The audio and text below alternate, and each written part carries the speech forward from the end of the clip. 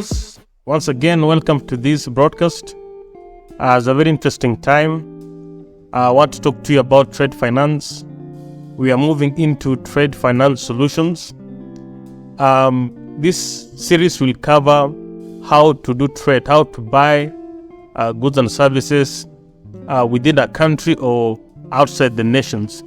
That should be international trade. Now, in trade finance, I'm going to discuss about one item called letters of credit.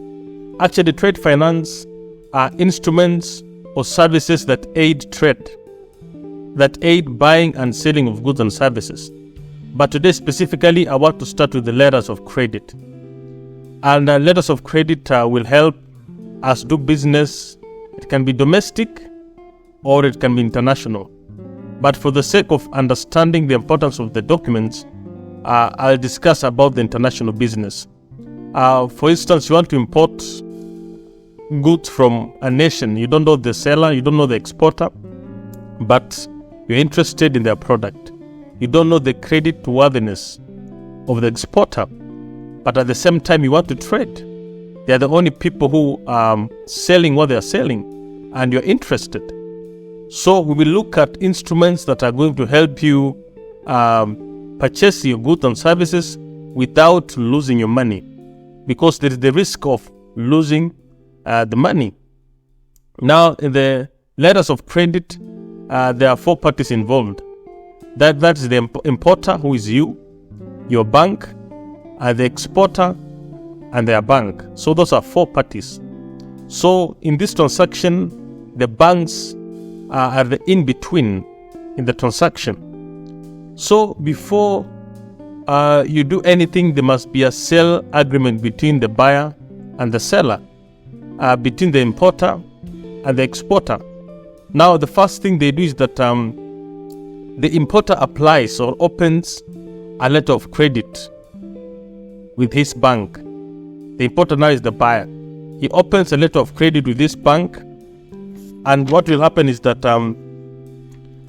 the importer's bank drafts the letter of credit using terms and conditions specified in the sales agreement.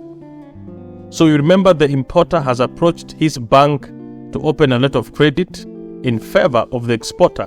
But the importer, after the importer's bank has prepared the letter of credit, so it transmits the same to the exporter's bank. So the exporter's bank reviews and sends to the exporter. So the exporter's bank will review the agreement, will review the letter of credit, terms and conditions, and sends the same to the exporter. After this, the exporter ships the goods according to the conditions specified in the letter of credit. So the exporter goes ahead and ships the goods. And then after that, the exporter will submit the documents to their bank. So there are some documents which are needed, very key documents. Without it, no goods can be released. So after the exporter has released the goods or shipped the goods, he submits the documents to his bank. And in most cases, a freight forwarder assists in this transaction. And then after that, the exporter's bank checks the documents for compliance. So the exporter's bank will check whether the documents are okay according to the terms and conditions. So the exporter's bank will submit the documents to the importer's bank.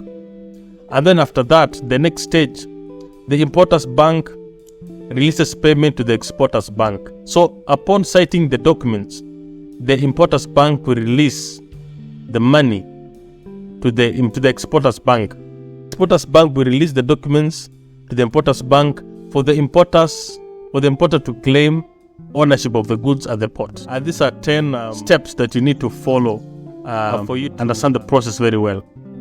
So thank you so much. Watch out for the next video.